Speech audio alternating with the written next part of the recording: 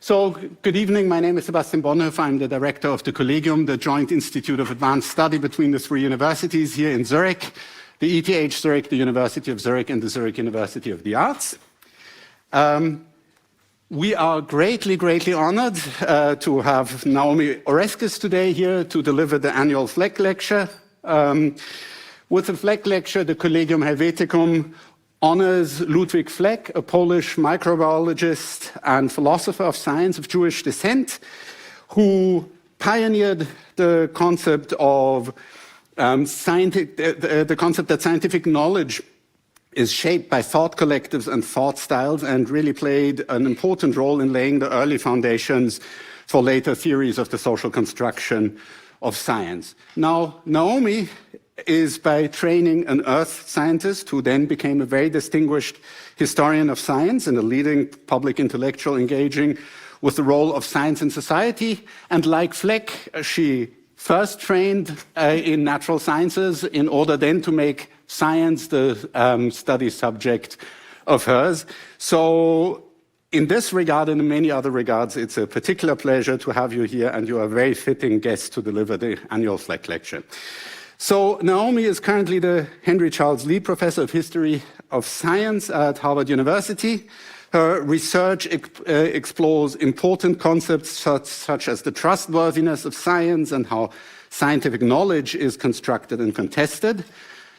Naomi very clearly is a leading voice on climate change and communication, climate change communication, science denial, and the ethical responsibilities of scientists. She is very widely known for her influential book, Merchants of Doubt, in which she, together with her co-author, Eric Conway, exposed how small groups of scientists use strategies of doubt-mongering, if you will, to deny the harm of tobacco smoke or climate change.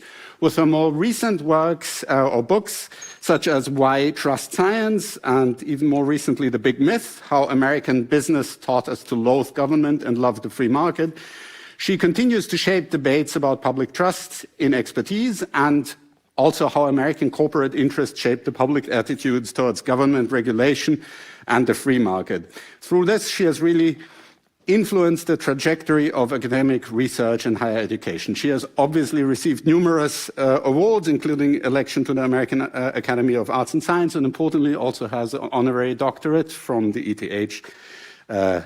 So, Naomi, we are super happy to have you here and very excited to listen to your talk. Thank you.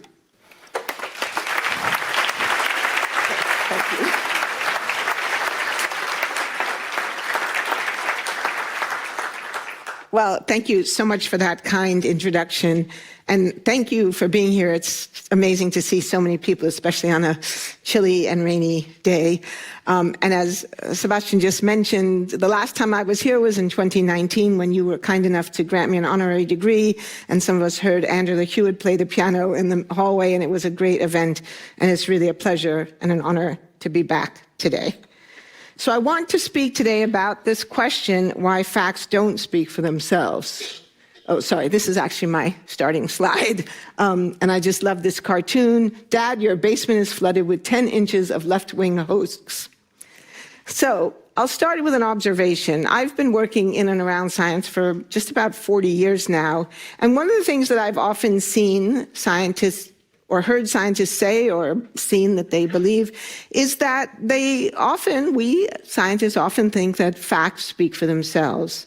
And in English, at least, we have phrases like, facts are facts, the truth will out, and you can't argue with the facts.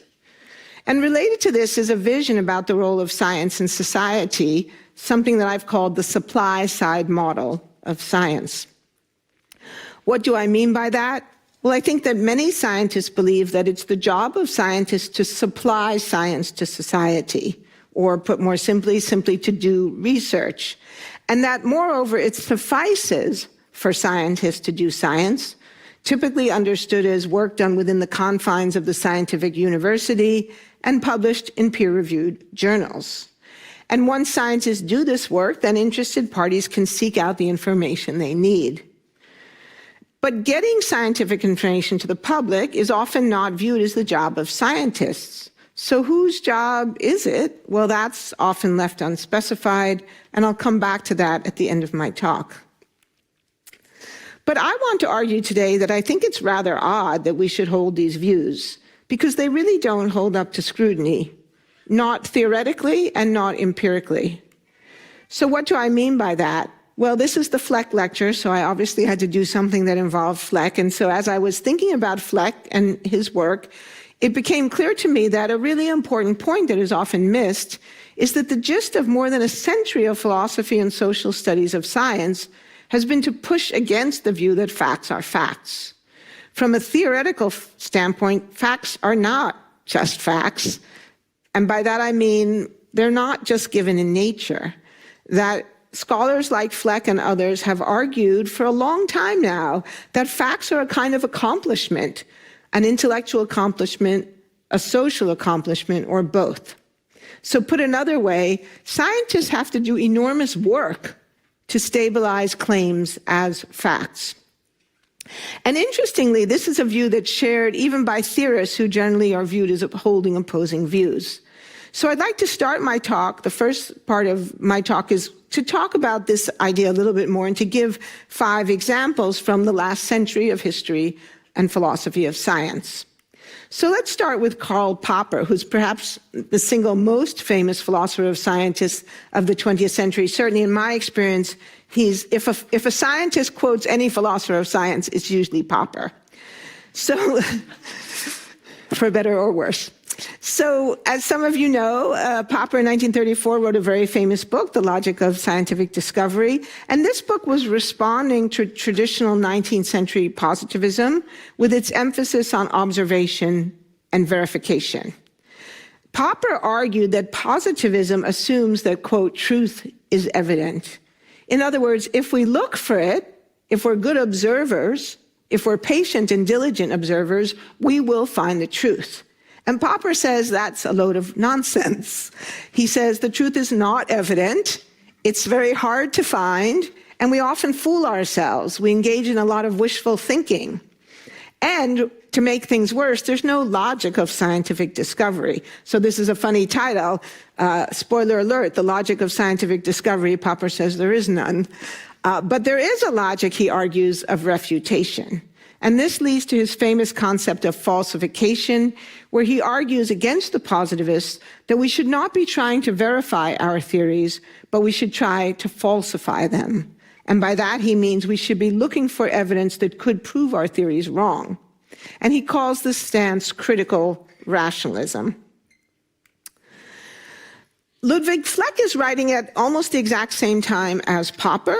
His famous book, Genesis and Development of a Scientific Fact, is published in 1935, but his key argument is very different than Popper's. He argues that science is not done by individuals, it's done by groups, which he famously calls thought collectives, or Denkkollektiv. Community structure plays an essential role in the progress of science. And he argues that it's the community, not the individual, that creates and sustains the critical processes of inquiry, critical scrutiny, discussion, revision, that ultimately create and stabilize the fact.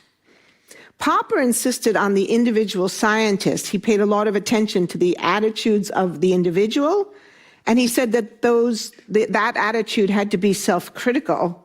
Well, I think that Fleck and me and a lot of other people think that's not a bad idea, but Fleck shifts the attention from the individual to the community, the research community, and the work that the community has to do. So both of them are focused on work, but one on the individual work, the other on the community.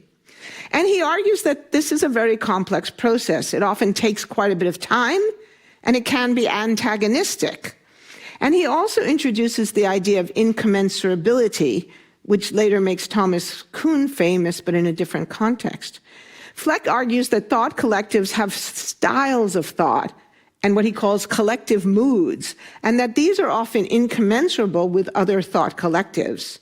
So specialists don't just argue with each other, but they also argue with specialists in adjacent fields, proximate fields, who may be part of different thought collectives. And so again, there's a lot of work to do to develop and stabilize a fact. A third approach, which also develops around this time but really becomes extremely prominent in the post-World War II eras, is the school of thought known as logical empiricism, sometimes referred to as neo-positivism. The logical empiricists take Popper's criticism of scientific discovery very seriously, and Popper has a long discussion about how there's no logic of induction.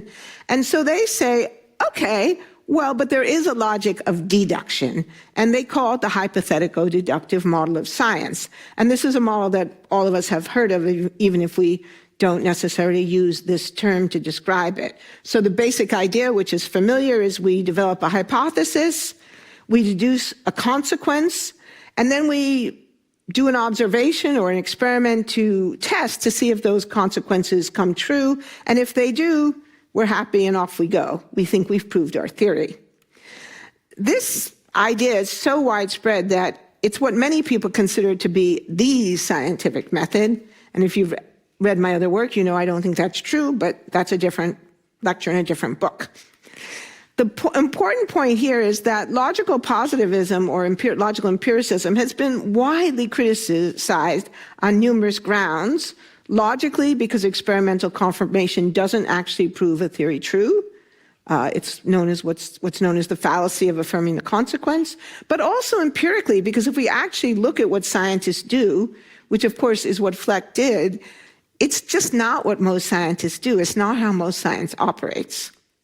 So while logical empiricists have been greatly criticized by a variety of people, including the later social constructionists, they still agree, though, that facts don't speak for themselves, that it takes a lot of work to design appropriate experiments, and especially to rule out confounding factors in experimentation. So we have three very different perspectives, but all agreeing that science is a lot of hard work. And then we get to Thomas Kuhn in his famous book on the structure of scientific revolutions, first published in the early 1960s. Kuhn, I would say, is less interested in facts per se than Fleck was. He's more interested in an overarching theoretical frameworks, what he calls paradigms. But like Fleck, and famously drawing on him in a mostly unacknowledged way, Kuhn emphasizes the community structure of scientific disciplines. Paradigms are associated with, in effect, belong to these communities, and facts that don't fit the paradigm he calls anomalies. And he makes a big point about how scientific communities do a lot of work to make those facts go away. And this idea was very influential to me because I was reading Kuhn in graduate school when this issue came up in work that my thesis advisor was doing and also work that I was doing. I'll say more about that in a minute. Sorry. I think I accidentally... So one problem for Kuhn is this problem about facts that don't fit the paradigm. And so my own thesis advisor, Peter Gallison, was working, when I was in graduate school, he was working on a book called How Experiments End. And one of the things he looks at is this issue of stubborn and facts that don't fit the paradigm. And there's a wonderful discussion in the book, a whole section on the discovery of neutral currents, where one of the scientists he's studying wrote in his lab notebook, "I just don't see how to make these effects go away." And I just love that. I feel like, wow, that just so sums up so much. And in my own work, thesis work that I was doing at the same time, what became my first book, The Rejection of Continental Drift, I found something very similar. A scientist who wrote a letter to a colleague in which he says, Gondwana, the supercontinent, is a fact, but I have to get rid of it. So then we come to the sociology of scientific knowledge, which develops after Kuhn in a big way in the 70s, 80s, and 90s. And there's now, of course, a huge body of work focused on the social construction of scientific knowledge. Social constructionists argue very strongly that facts are not given in nature, but are constructed by scientific communities. Bruno Latour has talked a lot about the agonistic field, the way in which scientists push and pull against each other, and argued that scientists win debates in large part by enrolling allies in their social networks. And these allies can be either human or non-human. The point of this discussion is not to say that any one of these views is right or wrong. I think all of them are partly right and partly wrong. But to emphasize that these diverse ways of addressing the origins and stability of scientific knowledge all agree on at least one thing: the effort that goes into it, that facts don't speak for themselves. So this leads us to a question: why do so many scientists think that they do? And it's especially odd because if we turn now to history, we can see that people can and do argue with facts. In fact, they argue a lot. And this is not a unique pathology of our era. It's something that we see throughout the history of science. In fact, I would argue that nearly every major scientific advance that has come to public attention, people have argued with the facts. And often not on scientific grounds, that is to say, not on empirical grounds, but on social, moral, political, or religious grounds. So I could give a whole separate other lecture on this, but it will have to simply be just one slide. And these are things that probably all of you already know about, but just to remind you, the Catholic Church, of course, famously objected to Galileo's work because of a perceived challenge to its authority, both political and intellectual. Copernicus, knowing what had happened to Galileo, insisted that his theory wasn't meant to be true. It wasn't meant to really describe the world. It was simply an instrument that would enable you to make better astrological and astronomical predictions. And so he uses this as a way to avoid the fate that met Galileo. Most of you, I'm sure, know that when Charles Darwin first presented the theory of the origin of species by natural selection, it was greatly criticized as denying God, of making men into monkeys, and of saying that life is random and meaningless. And lest you think that these objections have gone away, they're still alive and well in many parts of the United States. Maybe even in the White House, but life there might be random. And then, of course, there's the case of Albert Einstein, who many of us think of as the greatest, most celebrated scientist of the century. But historians have shown in great detail the way his work was criticized viciously as being, and by both sides of the political spectrum. So right-wing scientists in Germany criticized relativity for being excessively idealistic, but left-wing scientists in the Soviet Union criticized it for being anti-materialist and anti-empirical. And of course, Nazis criticized it as Jewish physics. So given this, it's surprising that people are surprised when people do argue with the facts. I think that we should really flip our default assumption and assume that whatever the sciences we're working on, if it impinges on public policy, if it impinges on culture or politics or religion or economics, which is kind of most things, we should in fact expect people to argue with the facts. And we should be thinking through what an appropriate response could be. And I think if we did that, our whole approach to science and policy would look quite different from what it does today. But the fact that people are still surprised by this suggests to me the persistence of this supply-side model of science. And maybe that's not surprising, since most scientists read or learn no philosophy or sociology of science. So this is a shameless plug from my discipline. But I really do think that we've developed this giant scientific edifice in the United States and Europe and elsewhere, with relatively scant attention paid to all of these cultural issues that are actually incredibly important for whether or not people accept or reject what we learn and find. Okay, just to make the point, as a historian, I always want to make the point that if I make a point, I support it with evidence. So just to give you some examples of the supply-side model at work, and I'm here in Switzerland, so thinking a lot about the IPCC.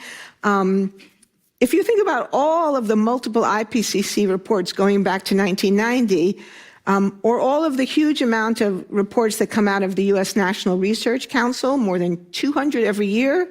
The Royal Society in the United Kingdom publishes about 30 reports a year. The Canadian Academy is about 6. I couldn't quickly find data from Germany or France or Switzerland, so I have to work on that. And maybe English-speaking scientists are more verbose. But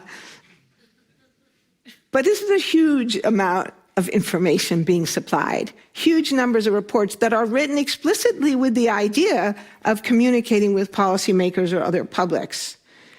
I think that all of the work of the IPCC, the U.S. National Academy, the scientific work of all the federal agencies in the United States, like the USGS, NOAA, NASA, They can all be understood as, quote, supplying science for policy and various potential user groups.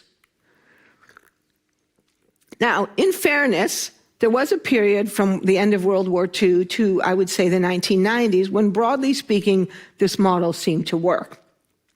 And so I want to talk about two very important examples from the earth and environmental sciences that I have studied in detail, where I think we see this idea of supplying science for policy working, which maybe could help to explain why there's a generation of scientists who believe in this model, because in fact it did work for certain critical issues in the mid-century, even if it has broken down now. And then the third part of my talk is about how and why it broke down. So one important example is stratospheric ozone depletion, and the other is acid precipitation, both of which we talk about in my co-authored book with Michael Oppenheimer and others called Discerning Experts. So let's talk a bit about stratospheric ozone depletion, popularly known as the ozone hole. So many of you have probably seen this chart. Actually, let me ask you a question. How many of you have seen this graph? Quite a few, okay, not everyone. So this comes from the Stockholm Resilience Institute, and it's a graph that shows the acceleration of pollution and other problems related to population and economic growth, with this great acceleration taking place around 1945, 1950, right after the end of World War II. And this is what scientists have come to call the Great Acceleration. So if you look at this pattern, these are almost all bad things like, nitrogen polluting coastal zones, tropical forest loss, terrestrial biosphere degradation, the rise in carbon dioxide, the rise in methane, all bad stuff, except for one exception, which is, sorry, this is a very weird pointer. I have to move very slowly. I'll take it as a reminder to speak slowly. Stratospheric ozone. If you look at this graph, we see, it's actually ozone depletion. The axis is upside down. So you see ozone depletion going up from in the mid-century, but then you see it flattens out. That is to say, the ozone depletion stops, so the bad thing stops. So this is one conspicuous exception to this otherwise bad news story that we keep hearing from Stockholm. So why did the ozone depletion stop? How did we get this problem under control? Well, the answer, as many of you know, was through an international treaty, the 1987 Montreal Protocol that mandated the phase out of the chemicals, the so-called chlorofluorocarbons, that were destroying the ozone layer, and by phasing out these chemicals, stopping the further destruction of ozone by these substances. Since that time, stratospheric ozone depletion has been pretty much stopped, and the ozone layer is expected to recover fully by the mid-next century. So how did we get the by the mid-century, this century, sorry, just sometimes I forget what century I'm in, because in America it feels like we just went back a century. So how did we get the Montreal Protocol? I think we can point to three important factors. The first was clearly the science. I think in many of these science policy discussions, we see that the science may not be sufficient, but it is certainly necessary. We would never have even known there was an ozone hole were it not for the work of many scientists around the globe.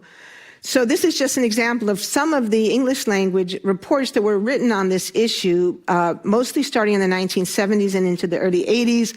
They included a number of reports by American groups, British groups, UN groups, international scientists working through the World Meteorological Organization, and the World Meteorological Organization collaborating in the United States with NASA. So a whole set of reports that went into great detail about the scientific evidence for what this problem was and what was causing it.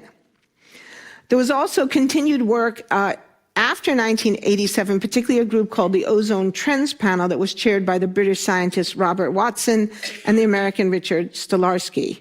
So a big foundation of scientific work that was laid in the 70s and early 80s for the Montreal Protocol, a robust scientific basis. But I think there was more to the story than that. I think a second important point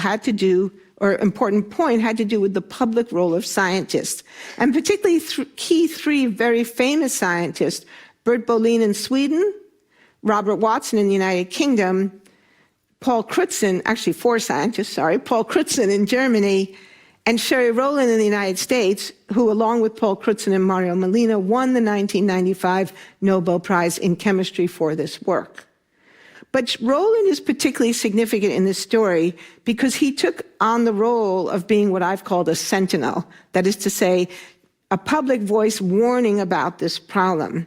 And Sherry Rowland famously said, when asked about why he had decided to take on this public role, he said, well, what's the point of having developed a science so well that you can make predictions if in the end all we're willing to do is stand around and wait for them to come true?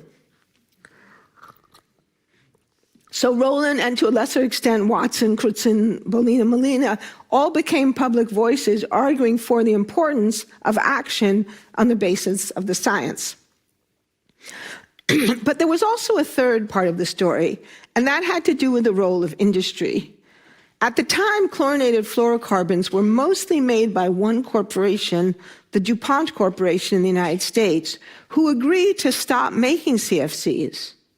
So why did DuPont agree to this instead of fighting the science the way big oil has done? Well, this is a tricky question, especially because it's very hard to get access to corporate archives, but there is some work that has been done by scientists who were in DuPont at the time. And one of the things they've pointed to was public awareness and consumer sentiment. The public became very, very aware of the ozone hole, in part because of media coverage, and maybe because, even though the ozone hole does not, of course, look like that, in fact, the ozone hole is not, in fact, a hole, but it was a convenient metaphor, a convenient form of language that you could illustrate in a way that maybe climate change is harder to illustrate. Be that as it may, either way, it got a lot of media attention. So well before 1987, word had got out that common consumer products, even though most CFCs were actually used in industry, particularly for refrigeration, they were also used in common consumer products like hairspray and deodorants. And word got out that these common products were destroying ozone and threatening life on Earth.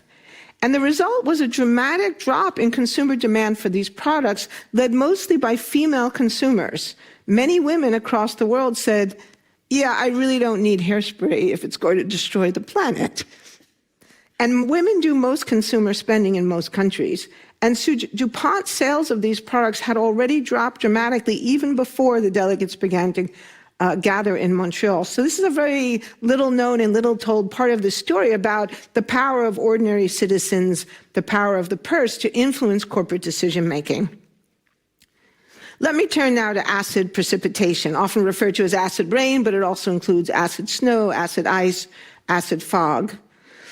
So again, my work here is mostly focused on the United States, which for reasons of convenience I mostly have done, but there were major assessment programs for acid rain in Europe as well, particularly in Scandinavia and in Germany. And Rachel Rothschild has written a very nice book called Poisonous Skies about acid rain research in the United Kingdom. But I'm focusing here today on the US program, which was called NAPAP, the National Acid Precipitation Assessment Program. And that ran for 11 years from 1980 to 1991. It was a $550 million program, so very substantial. It had the broadest scope of any environmental assessment at that time. Now, the interesting thing about NAPAP is that it's often considered a failure because the final report came out in 1991 after the US Congress had passed amendments to the Clean Air Act to address acid rain. So when you just look at it superficially, it looks like, well, scientists did all this hard work, but actually Congress went ahead and passed a law before the scientists had finished the work, and then the science comes out after the fact, and a lot of people thought, well, that was $550 million wasted. But we actually think the story is more complicated and actually a bit more optimistic than that. And the other reason some people think it was a failure is because there was political interference in NAPAP, as well as in other studies of acid rain in the 1980s. And in our book, Merchants of Doubt, Eric Conway and I talk about overt interference with one particular acid rain study during the Reagan administration. And there were lots and lots of criticisms of NAPAP. Among the criticisms was that the director was biased. The second director was a man named Lawrence Culp, who was vice president for research and development at Weyerhaeuser Lumber. So this was an obvious conflict of interest, since industry, and particularly the forestry industry, generally opposed stricter environmental regulation. And in 1987, NAPAP under Culp produced an interim report which downplayed the significance of acid rain, in contrast to most of the studies and European assessments that were being done at that time, and also the Canadian assessments. But still, despite these problems, which have been well documented, overall, we think the evidence supports the conclusion that NAPAP actually did make a difference, that the attention that NAPAP brought to the issue and the science that was funded through NAPAP, much of which was published in peer-reviewed journals before the final report came out, and also, crucially, the extensive informal communications between NAPAP scientists and policymakers helped to lay the groundwork for those Clean Air Act amendments, even if the formal report didn't come out till later. And the Clean Air Act amendments in 1990 created an emissions trading system to reduce acid emissions from electric power plants in the United States, but also affecting Canada. So we argue that even though the final report was not released until 1991, the findings of the science were already being communicated. We know that there were many meetings and many informal communications about the evidence that one scientist said was piling up under NAPAP. And one scientist put it this way: there was a weight of evidence that basically said, okay, we know that this sulfur dioxide wasn't in the air to begin with, and we really ought to get it out. And just to underscore the point that the Clean Air Act amendments were successful, these are before and after maps of acid precipitation in the United States. We could do similar maps for Canada. And you can see on the left-hand side, 1994, pretty much all of the northeastern portion of the United States is showing severe acid precipitation. And if we fast forward to 2008, it's not eliminated completely, but it's very, very dramatically reduced. But what about climate change? So I've just given you these two success stories, but we know that climate change is a less happy story. So why hasn't climate science had the sort of impact that atmospheric chemistry and forest ecology had for ozone depletion and acid rain? The short answer is that climate science has faced overt and sustained political and industry opposition from people who don't want to hear what the scientists involved are saying, who want to argue with the facts, and who have tilted the playing field in their direction. And this resistance has been tied to a particular political ideology that has been on the rise since the 1980s, which is to say, since the so-called Reagan Revolution, but also heavily influenced by Margaret Thatcher in the United Kingdom and to a lesser extent by Sarkozy in France. So to understand this, we're going to travel back a bit in time. So I'd like to take you back to June 1988, when NASA climate modeler James Hansen, quite a bit younger then than he is today, testified in the US Congress that he and his team at NASA were 99% certain that anthropogenic climate change was now underway. This testimony was covered in the New York Times on the front page, and it led in part to the decision by the US President George H.W. Bush to sign the United Nations Framework Convention on Climate Change in 1992, which committed governments to preventing, quote, dangerous anthropogenic interference in the climate system. And when Bush signed the agreement, he called on world leaders to translate the written document into, quote, concrete action to protect the planet. So we see in the late 1980s and early 90s, in the period right after the Montreal Protocol, a pattern where it looks like we're going to act on climate science in much the same way that we acted on ozone science or acid rain science. And interestingly, if you know the UN Framework Convention on Climate Change, you know that it explicitly invokes a science-driven framework. Article 2 of the UNFCCC commits the signatories to, quote, stabilization of greenhouse gas concentrations in the atmosphere at a level that would prevent dangerous anthropogenic interference with the climate system. The presumption embedded in Article 2 is that scientists would determine what that level was, they would communicate it to politicians and policymakers, and the world would act on those facts. But that's not what happened, because shortly after Hansen's testimony and the establishment of the IPCC, and accelerating around the time of the UNFCCC, a movement began to develop to challenge that framework, to question the science, to argue with the facts, and to delay action. So just to give you one example, since the 1990s, a major denial talking point has been the claim that the science was highly uncertain, that we didn't know the causes of climate change, and that what we were seeing was just natural variability. So I want to show you one particularly fun video where you can see, this is ExxonMobil CEO Lee Raymond from 2005, and the person who speaks after him is the head of a coal corporation in the United States. And you can see this fighting with the facts, or this arguing about the facts, taking place in real time. There is a natural variability that has nothing to do with man. Climate is changing naturally. It has to do with sunspots. It has to do with the wobble of the earth. I love that clip. There is a... So now, of course, it's kind of obvious why, if you're the CEO of ExxonMobil or of a coal company, you might not really be that eager to accept the findings of climate science. But what happens is that in the late 1990s and the early 2000s, the Republican Party leadership takes up this argument.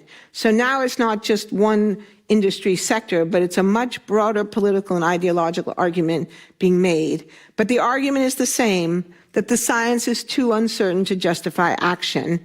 And implicit, of course, in this is any action to control or reduce fossil fuel use, although conspicuously they don't say that. They simply say, oh, the science is very uncertain. We don't really know what's causing climate change. And this has been demonstrated in part through a memo that was discovered some years ago by a journalist. It's sometimes referred to as the Luntz memo. Frank Luntz was a Republican pollster and strategist who in the early 2000s realized that public opinion polls showed that Republicans were quite vulnerable on environmental issues, that the vast majority of Americans supported environmental protection. They believed it was the role of the government to enact that protection, and the American people, like people around the world, were beginning to be worried about climate change. So Luntz writes a memo to give advice to Republican candidates about how to address this vulnerability. And he says, use the phrase climate change rather than global warming, because climate change is a lot less frightening. So you see a conscious and deliberate control and manipulation of language. He also says that in order to win the global warming debate, Republicans should emphasize scientific uncertainty and insist that there was no consensus. And he writes, and all of the underlined, bold, and italic here are all his, not mine. So he writes, the scientific debate remains open.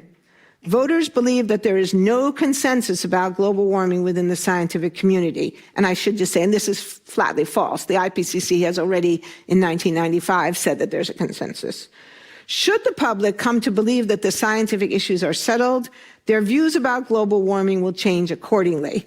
And by that he means they will want action. Therefore, you need to continue to make the lack of scientific certainty a primary issue in the debate. A couple of years later, the Vice President of the United States, Dick Cheney, also raises this claim about natural variability, the same claim that Lee Raymond has made. This is an interview after the release of the IPCC fourth assessment report, and Cheney says, quote, I think there's an emerging consensus that we do have global warming.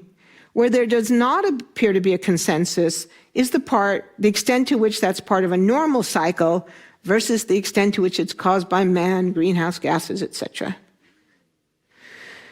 Now, the crucial point that few scientists realized at the time, and I would argue many still don't quite understand, is that this wasn't just about climate science. In fact, it wasn't really about the science at all. It was about whether or not government should regulate fossil fuels or any harmful product. And the key evidence for this came from the work that I did with Eric Conway and Merchants of Doubt. One of the things we discovered that when we first started talking about was the thing that people kept always echoing back to me, oh my God, it's the same people. That what we showed in this book, that the same people and the same organizations, in some cases the same advertising agencies, the same people who attacked climate science had also attacked the science on acid rain, the ozone hole, the harms of pesticides like DDT, and even the harms of tobacco. The earliest documented source of these challenges to climate science came from a group in Washington, D.C., a think tank called the George C. Marshall Institute, that was founded by three prominent Cold War physicists.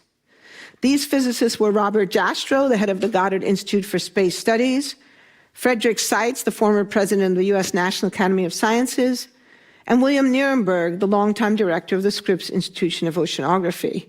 So these men were scientists, but not climate scientists.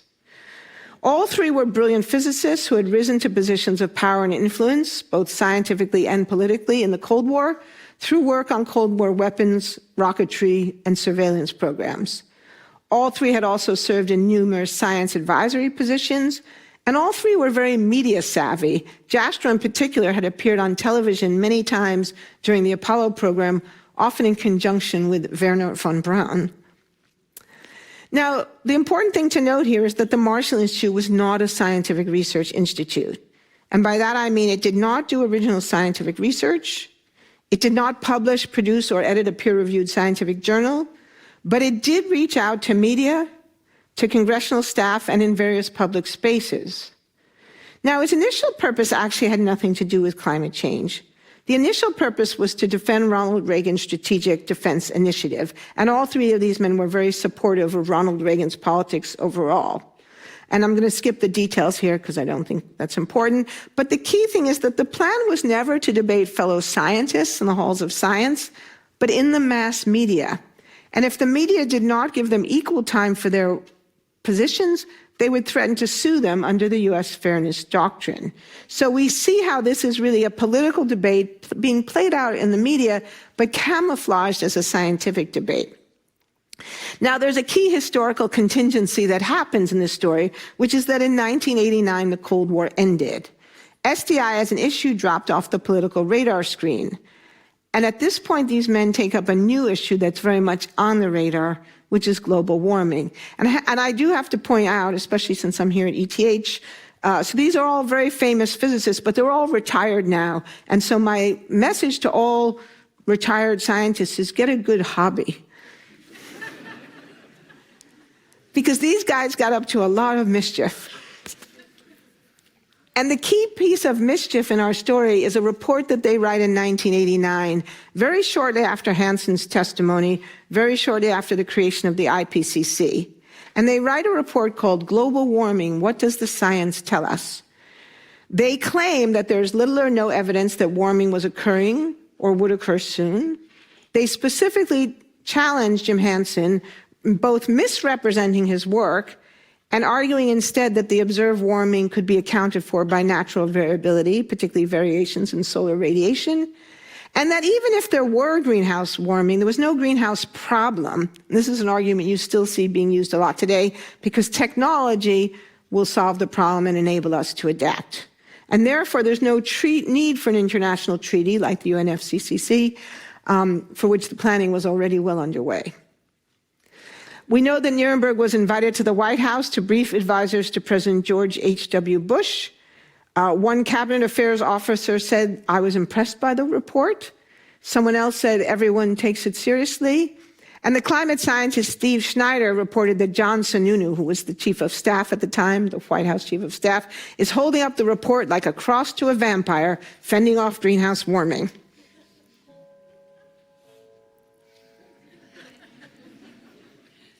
Okay, I don't know if that's an omen. Now, of course, we have to acknowledge there are many reasons why any scientist or group of scientists might be skeptical of any particular scientific claim. But these men weren't just skeptical about anthropogenic climate change. They were skeptical about a whole host of issues that seemed to point in the direction of policies that they didn't like. And these included nuclear winter, the ozone hole, acid rain, and the harms of tobacco. And it was this pattern that suggested to us early on that something odd was going on, that this wasn't a normal scientific debate. And it turned out to be tobacco that showed most clearly what these men were up to. So again, going back to the 1970s, it turns out that Frederick Seitz had worked for the R.J. Reynolds Tobacco Company. Between 1975 and 1989, RJR Nabisco, which was the parent company of RJ Reynolds Tobacco, spent $45 million on a biomedical research program to support research that focused on causes of degenerative diseases other than tobacco. In other words, other causes of lung cancer, other causes of heart disease, other causes of emphysema. From 1978 onwards, the director of that program was Frederick Seitz. It's what magicians call misdirection. So if you've ever paid attention to magic or thought about it, magic works through misdirection. The magician just directs your attention somewhere else, to a hoop, a wand, a scarf, or a sexy assistant, and meanwhile pulls the rabbit out of the hat or hides the coin or your card. So you don't notice what he's really doing. This is what the tobacco industry did by funding scientific research on these other causes of degenerative diseases to distract attention from the harmful effects of tobacco use. And then they would use this to create reasonable doubt in court. And for many years, the tobacco industry boasted about how well it worked. So this is from a document from one tobacco industry executive in 1979, where he boasts about this program. He says, due to favorable scientific testimony, and I should add, so some of the scientists that they funded, then they would ask to appear in court. And it was a very clever strategy because the scientists didn't have to lie. So, imagine you're my scientist and you're working on asbestos and how asbestos causes cancer. And I say to you, Dr. Stern, you work on asbestos, correct? And you say, yes. And I say, is it true that asbestos causes cancer? And you say, yes. And then I say, so if a person has cancer, and if they might have been exposed to asbestos, is it possible that that cancer was caused by the asbestos? And you say yes, and now we've got reasonable doubt in court. And the scientist doesn't have to lie. So you can see how well this worked. And indeed, as I said, he boasts that due to favorable testimony, no plaintiff has ever collected a penny from any tobacco company in lawsuits claiming that smoking causes lung cancer or cardiovascular illness. Now that would change shortly after this boast, and now plaintiffs have collected a lot of pennies. But the point is the strategy. And in fact, the industry had actually encapsulated its strategy in another memo, that it was the strategy of exploiting doubt. And he says, doubt is our product, since it is the best means of competing with the body of fact that exists in the minds of the general public. You create doubt, and then people say, oh, well, we don't really know, so why should we stop smoking? Why should we have a carbon tax? For more than 30 years, the tobacco industry staved off regulation and responsibility through this strategy of developing doubt and emphasizing uncertainty by fostering doubt about the science. In later years, the fossil fuel industry realized they didn't even need to fund the research. They could just create doubt by promoting disinformation, by questioning the science, by claiming it was natural variability, or even just by raising questions like, how do we know it's not natural variability? Now, it's obvious why the fossil fuel industry would defend fossil fuels, and it's obvious why the tobacco industry would defend tobacco. But why would scientists do it? Why would the Vice President of the United States do it? And how does this become a political issue? Well, we found the answer to this in the debate over secondhand smoke. A fourth member of this crew was this man, S. Fred Singer, who was the first director of the U.S. Weather Bureau National Weather Satellite Program. Between 1989 and 2003, he published at least 13 articles, letters, and opinion pieces challenging the scientific evidence of global warming. But he also challenged the scientific evidence of acid rain, the ozone hole, and the harms of secondhand smoke. In 1986, the U.S. Surgeon General had reported that secondhand smoke was a cause of disease, including lung cancer in otherwise healthy people, including infants and children. And as a result, in 1992, the U.S. Environmental Protection Agency declared secondhand smoke to be a Class A or proven carcinogen. The EPA conclusion was based on a review of more than 6,000 articles in peer-reviewed journals. So you might ask the question, well, why would anyone challenge 6,000 scientific articles, particularly if they proved that secondhand smoke was dangerous to children and infants? Well, Singer, it turns out, had been working as a consultant to the Philip Morris Tobacco Company, and he publishes a report co-authored by a lawyer affiliated with the Cato Institute, and the Competitive Enterprise Institute, both think tanks that promote free market policies, low levels of taxation, and what they like to call limited government. So why did they challenge this report? Singer's a physicist, Jeffries is a lawyer. None of them have any evident expertise in oncology or epidemiology or public health. Well, Singer answered the question in his own words. In the introduction to the report, he wrote, "If we do not carefully delineate the government's role in regulating dangers, there's essentially no limit to how much government can ultimately control our lives." So you see, it's a kind of slippery slope argument. Today we regulate tobacco. Tomorrow the government can take control of everything, and we live in a Soviet-style dictatorship. And so in our more recent book, Eric Conway and I have been pursuing this question of where this argument came from. And what we've learned, and what we show in our new book, The Big Myth, is that it derives directly from the neoliberal arguments of thinkers like Ludwig von Mises and Friedrich von Hayek, and also from the way their work gets taken up in the United States by the economist Milton Friedman.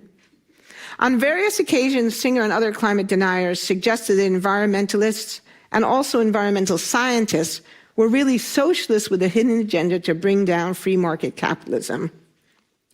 Throughout contrarian writers, we see this concern about government regulation, government control, and threats to free market capitalism, which they argue lead to threats to freedom.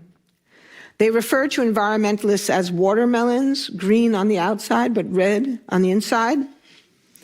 George Will, one of the most prominent conservative commentators in the United States. And I have to say, by the way, one thing that's been fun about Donald Trump is now I get to agree with George Will, because some real conservatives in America are actually really upset about Donald Trump. But George Will has accused environmentalism of being a green tree with red roots, that is to say, communist roots.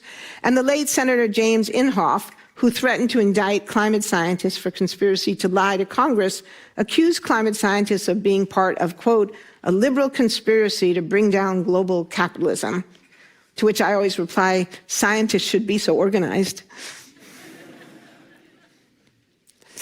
But the goal of this is clear. It's to prevent regulation, whether it's tobacco, CFCs, greenhouse gases. But the argument they make is that in doing so, they're protecting free markets and therefore freedom broadly. And this then brings together three powerful strains in American life and helps to explain why climate change denial is so much more common in the US than in any other country in the world.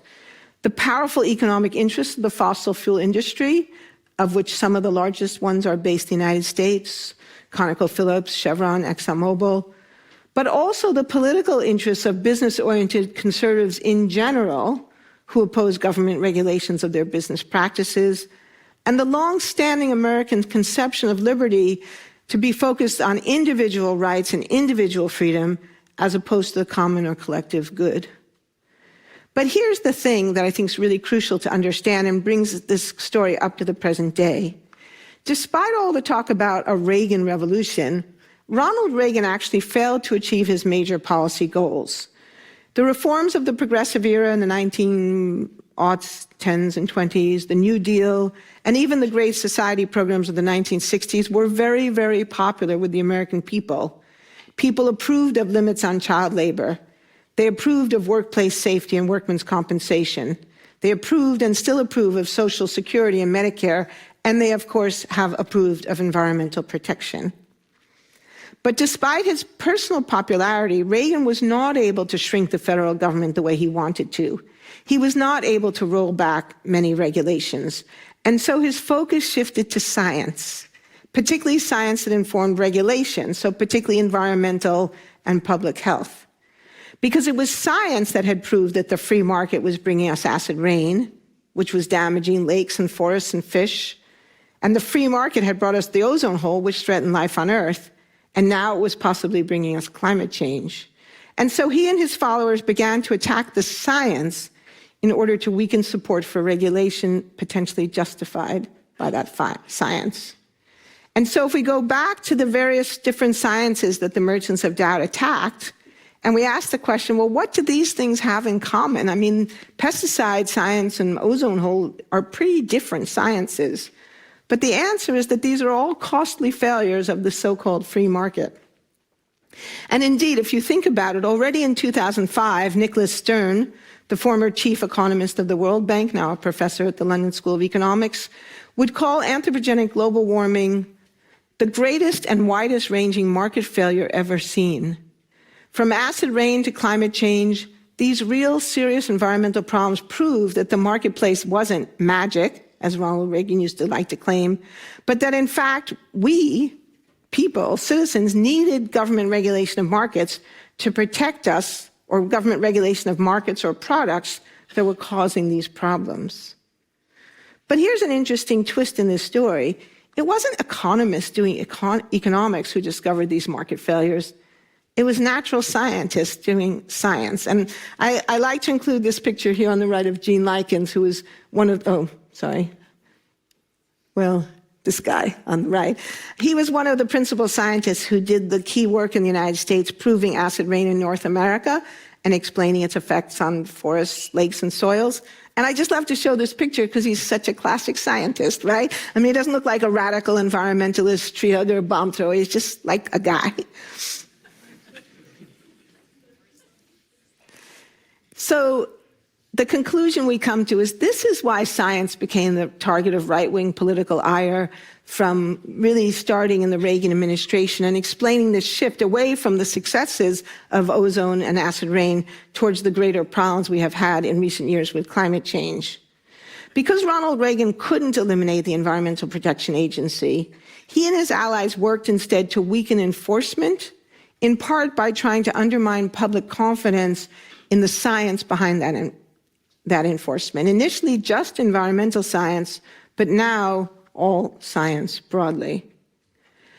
And a key to this story is to understand the network of think tanks that also develop around this time. So many of you have probably heard of the Heritage Foundation that wrote the blueprint for Project 2025. The Heritage Foundation was founded in 1976, and around the same time, between 76 and 80, when Reagan comes to power, there's the creation of a large network of so-called free market think tanks. And it's not a coincidence that nearly every one of these think tanks that promotes free market solutions has also promoted doubt about climate science or attacked climate scientists. And more recently, many have been involved in anti-mask and anti-vaccine efforts during the COVID pandemic. The attack on science is at root a defense of capitalism as currently practiced, especially in the United States. And by that I mean weakly regulated capitalism, a particular kind of capitalism that glorifies free markets at the expense of protecting workers, consumers, and the environment. It's an attack on the regulations that keep workers, citizens, and the natural environment healthy and safe. And now, under Trump, the American conservative business community has finally getting what many of them have wanted all along, a wholesale attack on regulation and on the science and scientific agencies that support that regulation. So to learn more, I'll invite you to read one of my 3 books with Eric Conway. Thank you so much for coming out tonight.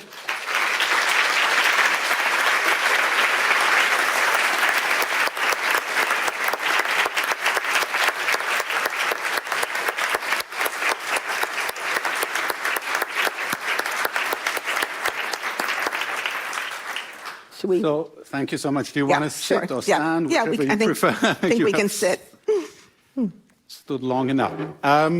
May I ask for questions, and may I also ask to please be brief in your questions such that many people have an opportunity to ask questions. Mario will run around with a microphone, so can you show me a hand? So who wants to start out with a question? We have one up there. And then the second one over there, Debjani. So you start over there, and then, okay, thank you.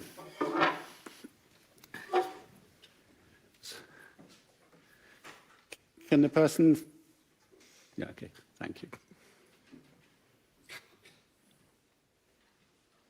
Thanks so much. No, not really.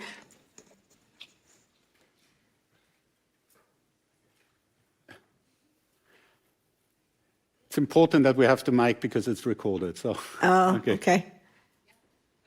Better. Turned out so differently because of both that it was one company and that the solutions were easier. How much of that do you think really played a role in the different outcome versus climate change denialism? Yeah, I think it definitely played a role. I mean, the Montreal Protocol story, there's a number of factors that played a role, but I think for sure the fact that almost all the CFCs were made by one corporation, DuPont, really put the spotlight on that corporation, and people were asking, do you really want to be responsible for the end of life on Earth? So I do think that that played a role. And also, scientists who worked for DuPont at the time have said that they played a role in explaining to the corporate leaders how serious this problem really was, and also, though, coming up with ideas for substitutes. And I think the substitution issue is also very important because we do have substitutes for fossil fuels, but the key difference, I think, is not that we don't have substitute, it's who will make them. Because DuPont was a diversified corporation that made lots of different things and had a very powerful research and development division. So when their scientists said, look, we can make some other stuff, that was a very plausible claim for DuPont. But now look at a company like ExxonMobil. ExxonMobil only does one thing, oil and gas. Well, maybe two, they also sell Dow. But they don't know how to do anything else. And they have this huge expertise that is developed. And clearly, they could have considered other alternatives. And we know that BP in the 1990s did.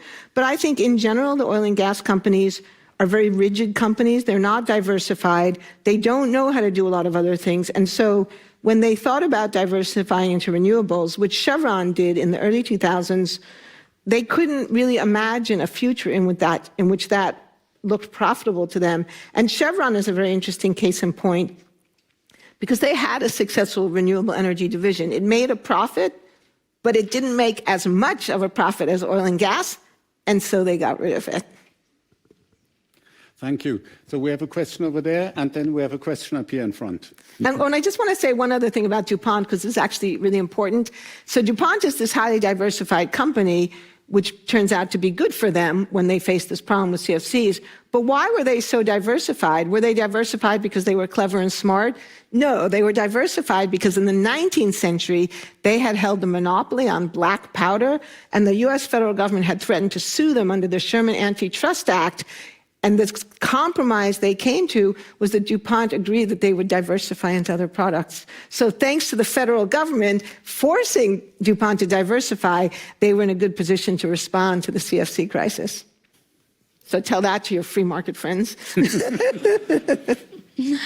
Thank you so much for this talk. Really brilliant. And I think today I understand why American universities got rid of retirement. Oh, that's kind of you. No. But the question I had, in fact, you begin to answer that. You say that DuPont's success is also because of this women-driven consumer boycott. And I think if it's also a question of scale. So I was thinking, how many women are using hairspray in the 1970s, 80s? A very small percentage. So is it a question of scale, number one, that the DuPont question is successful? And also, as you said, it's one company. And what I think with the climate change, as you pointed, it's also a system change people are demanding. And with DuPont, it's a very different kind. So is that why it's easy to also convince DuPont? And it's a very different kind of a political economy at work when it comes to climate change? I was wondering if you would. Yeah, no, for sure. I think that's exactly right. And I have to say, I appreciate the compliment, although now I'm a little depressed that it's that obvious that I'm that old. But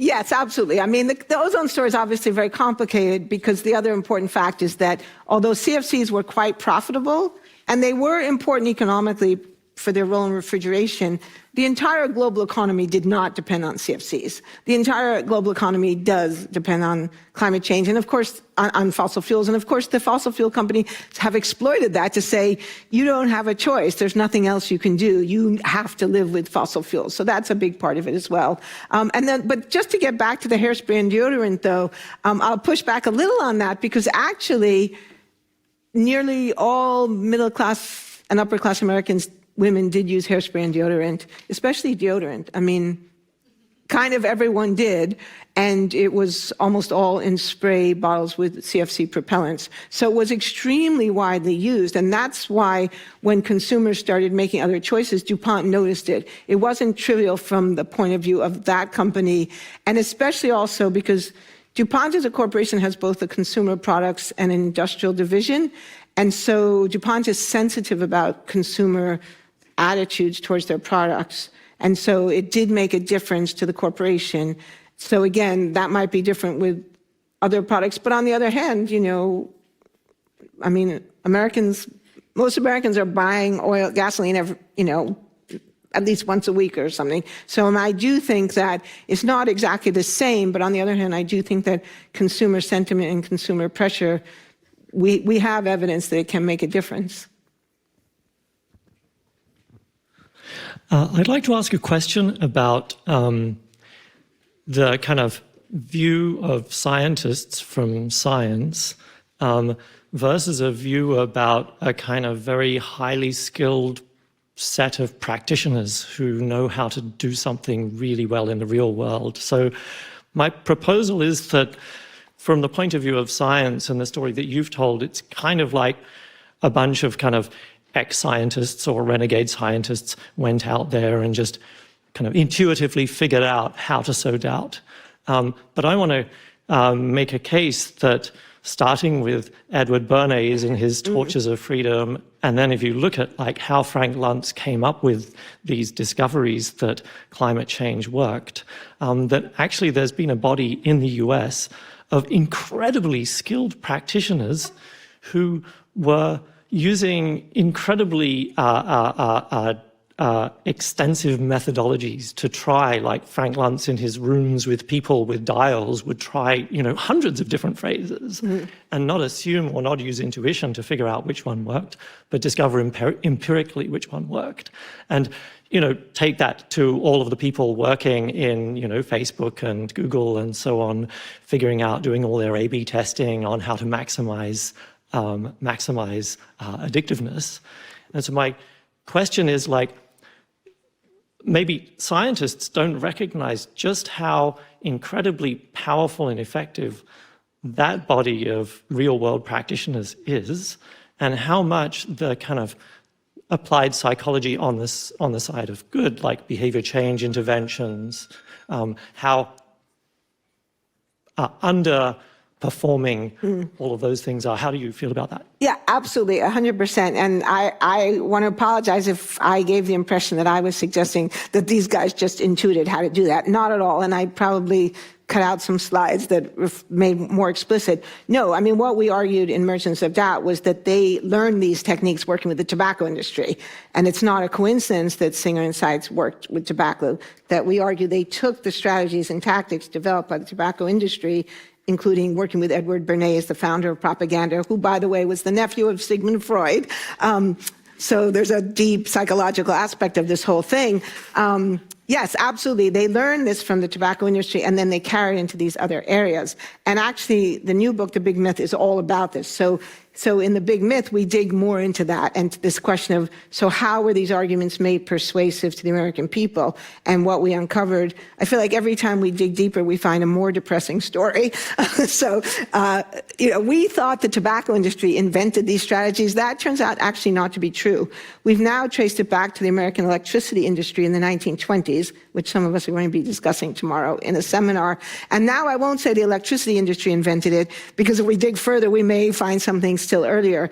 But the book opens with a discussion of a massive propaganda campaign that the electricity industry used in the early 20th century to prevent regulation of the electricity industry in the United States. And it included efforts to manipulate textbooks, rewriting textbooks, paying academics to rewrite textbooks, to change curricula in universities, making donations to business schools like Harvard, and we actually found the receipts.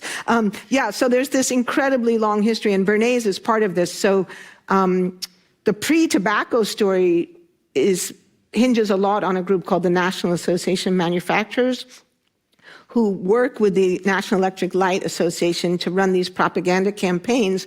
And there's a very wonderful letter we wrote where they're discussing a propaganda campaign. They say it, they describe it as propaganda, and they say, we should really get a professional to help us with this, like maybe someone like Edward Bernays. So they actually, and they do then recruit him. So you're absolutely right. This is part of a much bigger story about propaganda and manipulation.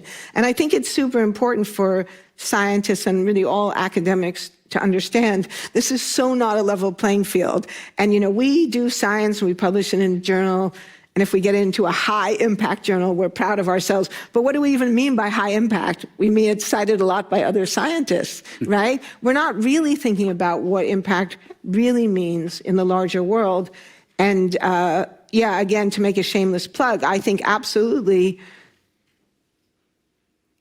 we need to do much more funding of social scientific research, social psychology, behavioral economics, history, because we haven't understood the landscape in which we're operating.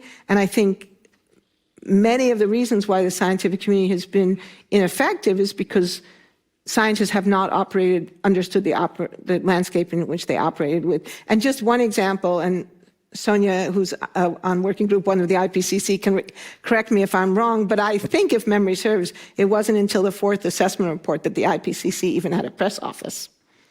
So, I mean, the first couple of reports, they just think, oh, well, we give the report to the world, and the world will use it, and it'll all be good, you know? So is that right? Do you remember? Do you know?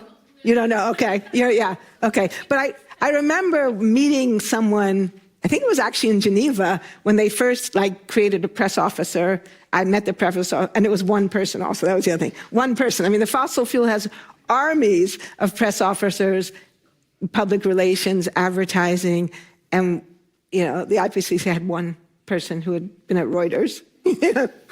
Let's go perhaps for 2 more questions. One is over there, and then I had one here in the middle. So I'm Marco Mazzotti, TH Zurich, and actually I want to ask you something about IPCC. So just for everybody, in the founding definition of IPCC, it says IPCC determines the state of knowledge on climate change, and IPCC reports are neutral, policy relevant, but not policy prescriptive, right? Which is exactly the facts speak by themselves, right? That you talked about at the beginning. And my question is, and I'm happy that Sonia Seneviratne is here, because my question is what to do next? Because to me, the IPCC process has become a very powerful weapon in the hands of the merchants of doubt, actually, because the fact that we now are in the 7th assessment period makes appear as if we have not reached this assessment of what is needed to make political decisions. So, and I consider myself an IPCC contributor. I've contributed. So I love what IPCC has done. But now the question is, shouldn't we, IPCC scientists, simply say, no, we don't do any assessment anymore? Policymakers, what you need to know, you know already. You have just to act, and people, because I also see when the media report about the new assessment report, actually, there is it's strange because you hear that climate change is very dangerous and so on. But we heard this already 7 years ago, right? What happened in the meantime? So that's my question to you. Shouldn't we just go on strike as IPCC scientists? Well, now I know why you were happy to come to my talk tonight. And I have to say, he is not a plant. I met him for the first time tonight. But I absolutely, not only absolutely agree with that, but I have said that publicly.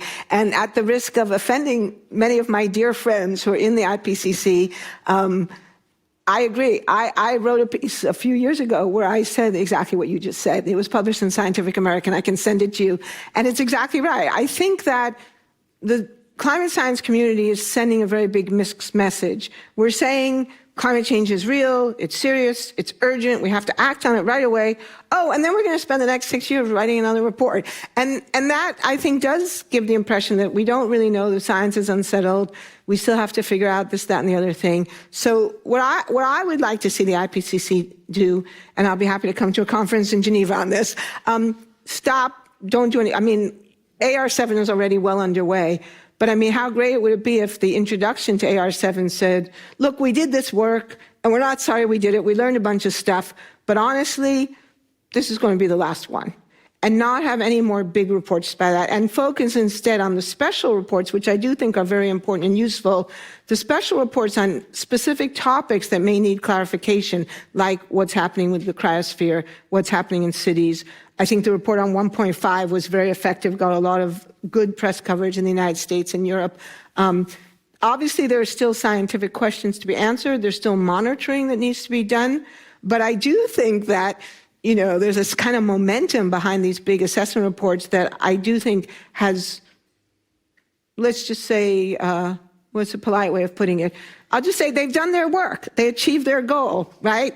I think the headline from my piece was declare victory. You know, you've done it, say you've done it, and say, we're done it. We're proud of what we did, and we're moving on to some other stuff now. Thank you. One last question we had over there. Sonia, Sonia wants to answer quickly. Have Sonia and then go to this last question. And I definitely don't want to put Sonia out of work, but you know, she has a stable job here, right? Well, I would have also enough work without IPCC, but I mean, it's an excellent point. And I must say, IPCC scientists have thought about this. I've thought about this because at some point you are like, why would we keep on saying the same thing? And I did think about this, you know, before agreeing basically to be a candidate to be part of this cycle. I think the issue we have here is we are in the middle in this crisis. The problem is we cannot say, it's not like about the tobacco where you would say, yes, we have proven that there is an impact. The problem is the crisis is still getting worse. And the problem is we also need to monitor it. So I would say the main point I see about, I would say if the question is about, is there a link between fossil fuels and climate change? Yeah, of course, it's proven. There is no question. The problem is the crisis is getting even worse, and it could be even much worse than what we assessed in the past because the possibility of tipping points and so on. But I get the point, and I think that's also a debate that is there among IPCC scientists. Yeah. Well, and you and I will keep discussing this, and I should clarify, I don't think all of IPCC should shut down. I think just Working Group 1, right, the scientific base, which I know. Well, but you know, but Sonia, you and I can write a lot of articles together. Be lots of things for us to do. You know, you won't be out of work. But no, I think we still need the impacts and the mitigation work. But I think that closing Working Group 1 would send a very strong signal, right? We have the scientific basis now, and we need to shift attention to the mitigation and adaptation. And that, I think, would be a powerful signal to do that. But obviously, we'll continue this conversation. Last question is the lady in the here. Thank you. Thank you. I'm very happy to be actually the last, because my question is, what about the after-doubt? You made a lot of interesting historical parallels, and you mentioned technology as the solution to adaptation to climate. And what we see, for example, in the AI debate is that there is a solution to the actual collapse and crisis that we see, which may be technology, AI, automation. Do you see that the merchants of doubt are also providing solutions which are not there yet? They're selling something somehow to stick to a hope signals, or would you have any parallel historically, the signals that they're building a new narrative about something that will come potentially so that people can be hopeful about something, or are we in a different era right now? I think that's a complicated question, but again, I want to clarify if I misspoke. I'm not saying that I think technology is the solution to climate change. I mean, yeah, technology will have to play a role, but I think the broader solutions have to be policy and social and economic. And I think that's part of the lesson of acid rain and the ozone hole. I mean, it is true that DuPont did the right thing and stopped fighting, but without the threat of the Montreal Protocol, DuPont would have just kept selling CFCs. And without the Clean Air Act amendments, utilities in America would have just kept burning dirty coal and creating more and more acid rain. So, no, and then absolutely, we're definitely seeing disinformation around technology for sure. And in fact, I mean, we could have a whole 2-hour seminar just on that. But one of the things that the fossil fuel industry is doing today is promoting the idea that we can solve this problem through carbon capture and storage. And that, if you know anything about it, you know that that's, I mean, on multiple levels, that's just not realistic, not true, not economically feasible. There's no incentive for companies to do that work. I mean, without massive investment, massive policy change, carbon capture and storage goes nowhere. And even with a lot of policies, it's not clear to me that carbon capture and storage can be developed on anything like the scale that would be required.